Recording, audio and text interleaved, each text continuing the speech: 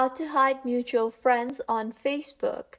Hello everyone, I am Vishaka and welcome to our channel. Now let's get right into the tutorial. Firstly, open App Store and tap on the search bar and search for Facebook, and make sure your Facebook application is updated to its latest version. Now, go ahead and open the Facebook application on your device.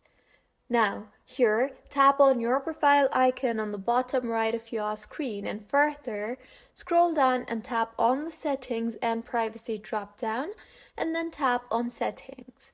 Now scroll down and navigate to the Audience and Visibility tab and select the Followers and Public Content option.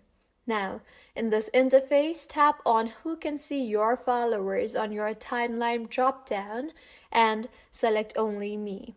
Next, tap on the Who Can See the People, Pages and Lists You Follow drop-down and select Only Me option.